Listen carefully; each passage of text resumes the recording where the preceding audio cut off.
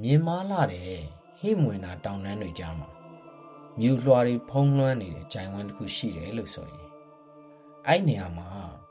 လူတွေဟာ200ကျော်အသက်ရှိနိုင်တယ်။ယောဂါတွေမရှိဘူး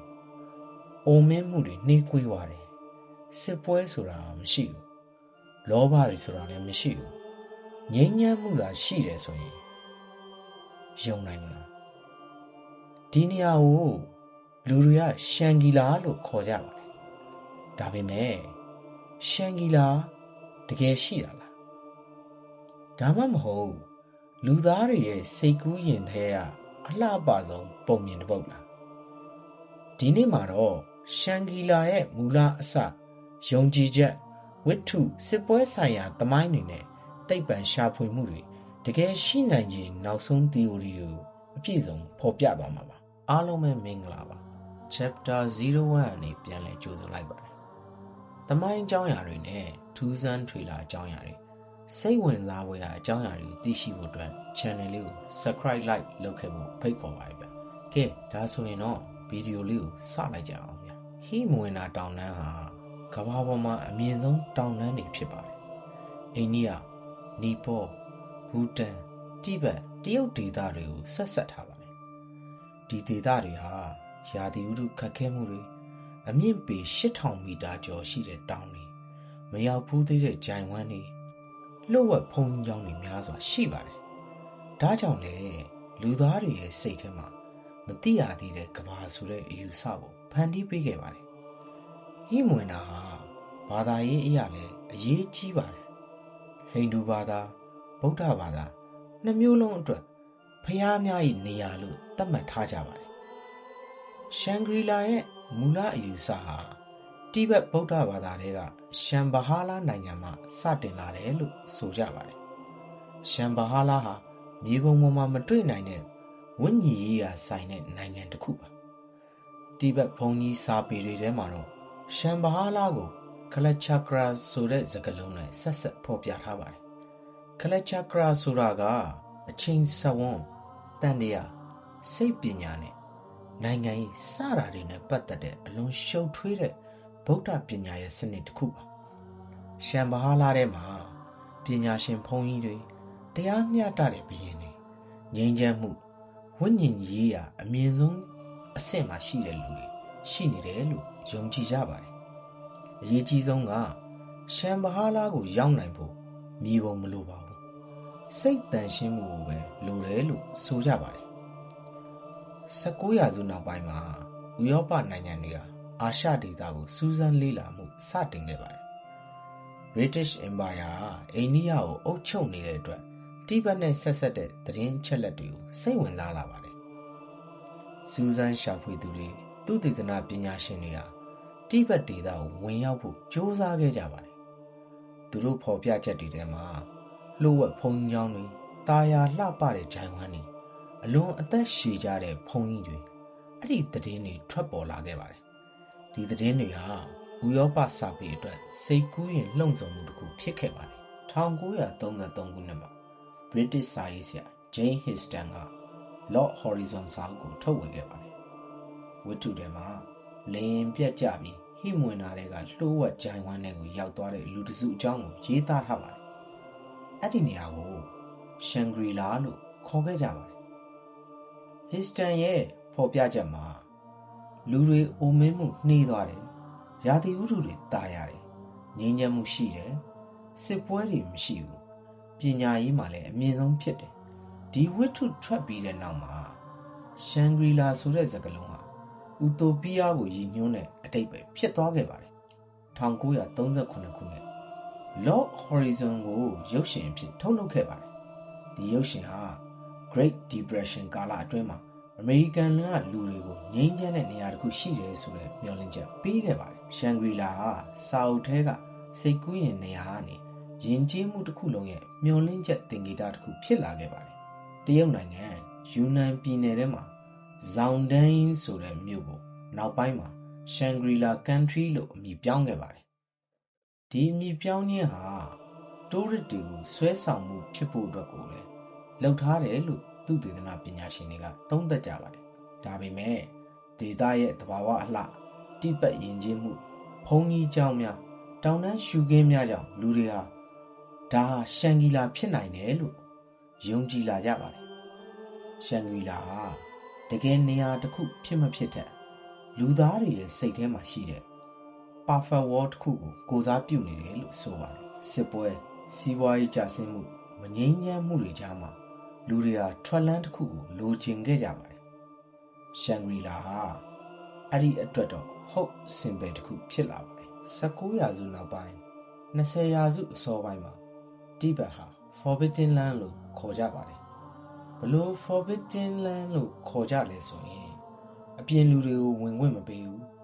မြေပုံနေရာပုံမှန်မရှိဘူးသတင်းချက်လက်တွေလည်းနည်းတယ် British Empire ကအိန္ဒိယကိုအုပ်ချုပ်နေတဲ့အတွက်တိဘက်ကိုစိတ်ဝင်စားလာပါတယ်1903ခုနှစ်1904ခုနှစ်မှာ Francis Young Husband ဦးဆောင်တဲ့ British စူးစမ်းလေ့လာရေးအဖွဲ့တစ်ခုဟာလာဆာကိုဝင်ရောက်ခဲ့ပါတယ်ဒီစူးစမ်းလေ့လာရေးခီးမှာမြင်မာတဲ့တောင်တန်းကြိုင်ဝမ်းတွေတီးသက်နေထိုင်တဲ့ဘုံကျောင်းတွေလှုပ်ဝက်စာပေတွေကိုရှာဖွေတွေ့ရှိခဲ့ပါတယ်Young Husband ကိုယ်တိုင်က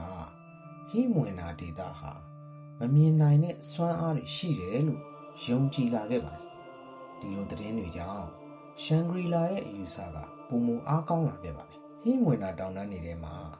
ဘီရူးလို့ခေါ်တဲ့အယူဆတွေလည်းရှိပါတယ်ဘီရူးဆိုတာကဘုန်းကြီးတွေကဖန်တီးထားတဲ့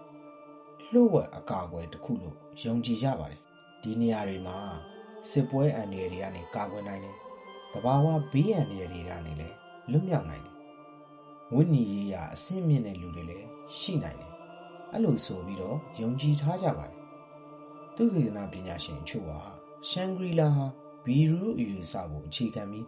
ဖန်တီးထားတာဖြစ်နိုင်တယ်လို့ဆိုကြပါတယ်ဟိမွေနာရဲ့ပထဝီဗေဒအရလုံးဝပိတ်ထားတဲ့ဂျိုင်ဝမ်တစ်ခု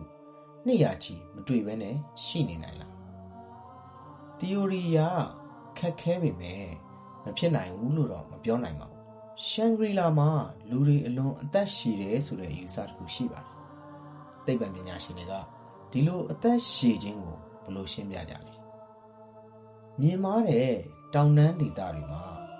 လေထုတန့်ရှင်းမှု physical activity မြင့်မားမှု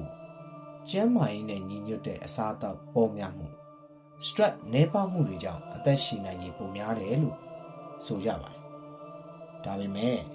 နှစ်200ကျော်အသက်ရှည်မှုကိုတော့သက်သေရမတွေ့ရှိသေးပါဘူးဒါကြောင့်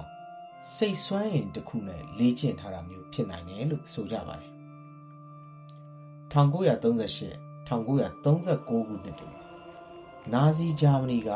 တိဘက်ကိုစူးစမ်းလေ့လာဖို့အတွက်အဖွဲ့တစ်ဖွဲ့ကိုပို့ခဲ့ပါတယ်ဒီစူးစမ်းလေ့လာရေးအဖွဲ့ကိုဦးဆောင်နေသူကတော့အန်နက်ရှာဖာဖြစ်ပါတယ်နာဇီတွေရဲ့အတွေးခေါ်တွေထဲမှာရှေးဟောင်းမြို့တော်တစ်ခုကိုရှာဖွေခြင်းနဲ့ယူဆတစ်ခုရှိခဲ့ပါတယ်ဒါကြောင့်လည်းရှမ်ဘဟာလာကိုရှာဖွေခဲ့တယ်လို့ဆိုကြပါတယ်သမိုင်းအမှန်အရသူတို့ရဲ့ရည်ရွယ်ချက်ဟာမနုဿဗေဒသုတေသနပြုချက်ပဲဖြစ်ပါတယ်ဒါပေမဲ့ရှမ်ဘဟာလာနဲ့ဆက်ဆက်ပြီးထပ်မံပေါ်လာတဲ့ theory များစွာရှိခဲ့ပါတယ်ဒီ theory တွေကရှန်ဂရီလာကိုပို့ပြီးတော့လှုပ်ဝက်စမ်းကြယ်စေခဲ့ပါတယ်2001ခုနှစ်မှာယူနန်ပြည်နယ်ထဲကဇောင်ဒီယန်ကိုရှန်ဂရီလာလို့အမည်ပြောင်းခဲ့ပါတယ်ဒါဟာတိုးရစ်တွေကိုဆွဲဆောင်မှုပဲဖြစ်တယ်လို့ဆိုကြပါတယ်ဒေသရဲ့အလှတရားကဝတ္ထုတွေကဖော်ပြချက်နဲ့တော်တော်လေးကိုကိုက်ညီနေပါတယ်မြင်မာတဲ့တောင်တန်းတွေဖုံးကြီးချောင်းတွေနဲ့လှပတဲ့ဂျိုင်ဝမ်းတွေများစွာရှိပါတယ်ဒါပေမဲ့ဟစ်စတန်ရဲ့ရှန်ဂရီလာကတော့စိတ်ကူးရင်ဝတ္ထုဖြစ်တာကိုသမိုင်းပညာရှင်တွေကတော့အတည်ပြုထားပါတယ်ရှန်ဂရီလာဟာပလေတိုရဲ့ Republic လိုမျိုး Thomas More ရဲ့ Utopia လိုမျိုး Perfect Society concept ခုဖြစ်နိုင်တယ်လို့ဆိုကြပါတယ်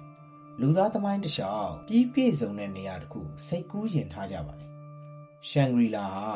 Modern Era ရဲ့ Utopia ဖြစ်လာခဲ့ပါတယ်ဒုတိယကမ္ဘာစစ်ကြီးပြီးသွားတဲ့နောက်မှာကမ္ဘာကြီးကနိုင်ငံကြီးနှစ်ဖက်ခွဲခြားရှင်ပြိုင်မှုအောက်ကိုဝင်ရောက်သွားခဲ့ပါတယ်ဒီကာလမှာဟိမွေနာဒေတာဟာစီရေးအရေးပါသွားခဲ့ပါတယ်တချို့ theory တွေကတောင်တန်းနဲ့ရှိုင်းတဲ့ဂျိုင်ဝမ်တချို့ကိုလှုပ်ဝက်စခန်းဖြစ်အသုံးချခဲ့တယ်လို့ဆိုကြပါတယ် ဒါပေမဲ့ရှန်ဂရီလာကိုတိကျကျသက်သေပြနိုင်တဲ့အထောက်အထားတွေမတွေ့ရသေးပါဘူး။ဒါကြောင့်ဒီသတင်းတွေကလူတွေရဲ့စိတ်ကူးရင်နဲ့လှုပ်ဝက်စိတ်ဝင်စားမှုကပိုများလို့လာတယ်လို့ဆိုနိုင်ပါတယ်။တိဘက်ဘုန်းကြီးတွေထဲမှာဖုံးကွယ်ထားတဲ့တန်ရှင်းသောဂျိုင်ဝမ်ဆိုတဲ့အယူဆရှိပါတယ်။အဲ့ဒီနေရာကိုစိတ်တန်ရှင်းသူတွေသစ္စာရှိသူတွေဝိညာဉ်ရေးအဆင့်မြင့်သူတွေပဲရောက်နိုင်တယ်လို့ယုံကြည်ကြပါတယ်။တချို့ဒေသတွေမှာလမ်းတွေမရှိဘူးမြေပုံတွေမရှိဘူးတောင်ကြားလမ်းတွေကအန်ဒီရဲ့အရန်များကြတယ်လို့လည်းဆိုကြပါတယ်။ဒါကြောင့်တကယ်ပဲလူမရောက်ဖူးတဲ့နေရာတချို့ရှိနိုင်တယ်လို့လူအချို့ကယုံကြည်နေစေဖြစ်ပါတယ်။ဟိငွေနာဒေသဟာကမ္ဘာပေါ်မှာမြေပြိုမှုရေခဲလျှောကျမှုအများဆုံးဖြစ်တဲ့ဒေသတစ်ခုဖြစ်ပါတယ်။တောင်တန်းတွေကြားမှာလူတွေလုံးဝမတွေ့ဘူးပဲပိတ်ထားတဲ့ဂျိုင်ဝမ်တစ်ခုရှိနေနိုင်လား။ theory ကခက်ခဲပေမဲ့မဖြစ်နိုင်ဘူးလို့ပြောလို့မရပါဘူး။ဒါပေမဲ့ယနေ့ခေတ်မှာလိန်ရင်ဓာတ်ပုံရိုက်ကူးနည်းတွေဂျိုရုနည်းပညာတွေများစွာရှိနေတဲ့အတွက်လုံးဝမတွေ့ရသေးတဲ့မြို့ကြီးတစ်ခုရှိနေဖို့ခက်ခဲပါတယ်။ရှန်ဂရီလာကမြေပြင်ပေါ်ကနေရာတစ်ခုမဟုတ်နိုင်ပါဘူး။ဒါဟာလူသားတွေစိတ်ထဲကငြိမ်းချမ်းမှုကိုလိုချင်တဲ့ဆန္ဒကိုကိုစားပြုတယ်လို့လည်းဆိုကြပါတယ်။စစ်ပွဲတွေယောဂဆင်းရဲမှုတွေနဲ့မတရားမှုတွေကြားမှာလူတွေကလွတ်မြောက်ရာနေရာတစ်ခုကိုစိတ်ကူးထားတယ်လို့လည်းဆိုကြပါတယ်။ရှန်ဂရီလာကလူသားမျိုးနွယ်ရဲ့မျှော်လင့်ချက်ပုံရိပ်မျိုးဖြစ်ပါတယ်။စာရေးဆရာဂျိမ်းဟစ်စတန်ရဲ့ဝတ္ထုဟာရှန်ဂရီလာဆိုတဲ့အမည်ကိုကမ္ဘာလုံးဆိုင်ရာကိုသိစေခဲ့ပါတယ်။ဒါပေမဲ့သူရေးခဲ့တာဟာစိတ်ကူးရင်ဝတ္ထုတစ်ခုလား။ဒါမှမဟုတ်တကယ်ရှိနေခဲ့တာလား။ဒါပေမဲ့ဝတ္ထုတစ်ပုဒ်က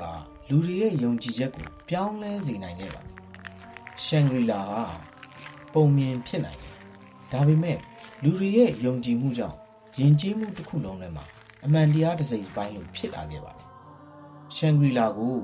မြေပုံတွေပေါ်မှာမတွေ့နိုင်ပါဘူး။ဒါပေမဲ့လူသားတွေရဲ့စိတ်ထဲမှာယဉ်ကျေးမှုတွေမှာစာပေတွေရုပ်ရှင်တွေထဲမှာရှိနေစေဖြစ်ပါတယ်။ဒါဟာနေရာတစ်ခုမဟုတ်နိုင်ဘူး။ဒါဟာအိမ်မက်တစ်ခုဖြစ်နိုင်တယ်လို့လည်းဆိုကြပါတယ်။လူသားတိုင်းရဲ့စိတ်ထဲမှာသူတို့ကိုယ်ပိုင်ရှန်ဂရီလာတစ်ခုရှိနေတယ်လို့လည်းဆိုကြပါတယ်။ရှန်ဂရီလာဟာတကယ်ရှိခဲ့ဘူးလား။ဒါမှမဟုတ်လူသားတွေရဲ့စိတ်ကူးရင်နဲ့အလှဆုံးပုံမြင်တစ်ပုဒ်လား။မိတ်ဆွေတို့ရဲ့ထင်မြင်ချက်ကိုလည်းကွန်မန့်လေးမှာပြောခဲ့ပေးဖို့တောင်းဆိုပါတယ်